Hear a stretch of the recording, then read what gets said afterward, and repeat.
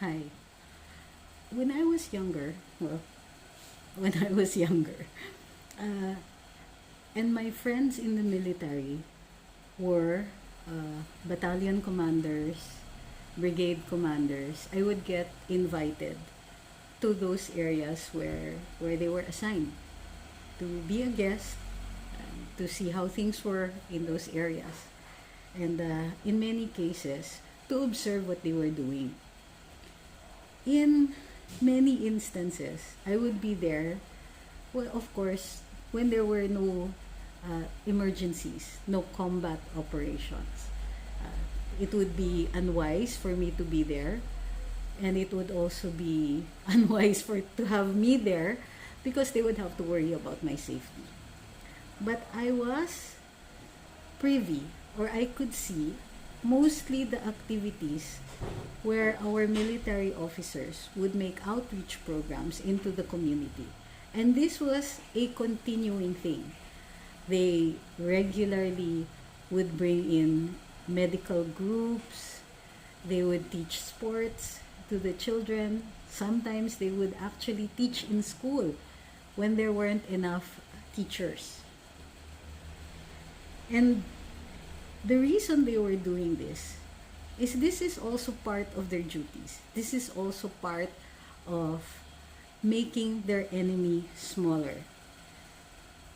In times like those, especially in areas where the insurgency is very active, the military would take great pains to make sure that the community not only is aware of their presence, but would see them not as enemies, but as the people they can run to for help, or people who can assist them, not just in resisting the insurgents, but also to build the community. Because whenever the military is there, they are part of that community. The other day, the new Chief of Staff, Medal of Valor awardee, Lieutenant General Cirilito Sobejana, announced his policy in a speech during his institution as CS. He said that they're not just there to make themselves bigger. The military does not just make itself bigger, but must make the enemy smaller. And how to do that? Of course, there is the usual way where you will kill your enemy. You will act aggressively against those that take up arms against the government. But you also must make it smaller. Make the conditions around the community where the insurgency, the enemy, is active. Make it inhospitable for them to thrive. So, the community outreach programs, or making themselves part of the community, part of the concerns of the community, is a way for the military to make their enemies smaller. Now, it is easy to see when the operations are in the countryside. But what happens when the operations are here, in the cities? That's how we see what is going on in the universities. That's how we see that the military has never intended to make the universities or the students their enemy. They want access to the universities not to fight with them, not to be aggressive towards the very people they are sworn to protect. They are there to make the place less hospitable to the enemy.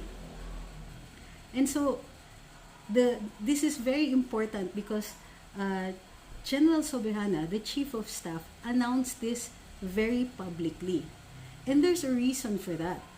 Now, in this case, this is my opinion. Of course, we're taking this from his speech.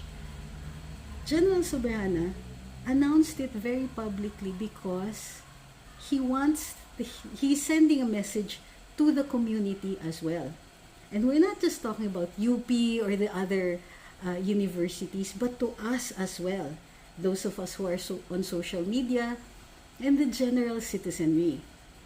In the cities or anywhere in the country, we are supportive of our military. Not just when they go out and risk their lives for us, but also during those times when they're trying to make the enemy smaller. We have to understand that they're not trying to make enemies out of the universities or the students, and neither should we. If we intend to help, to be supportive of the operations of our military when they are doing this, I think it should be also us who will make it known to the students. We're trying to protect you. And what bigger message, what stronger way to do that than by being supportive of the universities as well as of the military. The DND and the DILG are in talks with the University of the Philippines President Danilo Concepcion. And this is a major step because as long as they are talking, they're not fighting. And now the talks are veering towards an amendment of the accord or entering into a new accord. Now, some of us may not understand this because we have already taken into our minds that the university is the enemy because they're letting in the NPA. What the military is trying to do is convince the university or make it apparent, not just to the university but to the students who are inside it, as well as the employees and members of the community, that they're there to help. They're there to make the community less hospitable to students who might be recruited and will probably lose their futures and their lives. This is so important that we must ramp up our support for this. Picking fights that are unnecessary might not be helping them.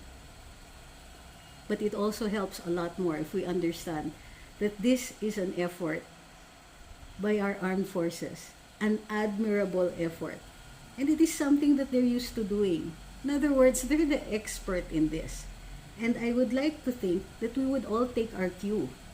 General Sobihana is known not just for his bravery in battle, but for the goodness of his heart. That is his reputation.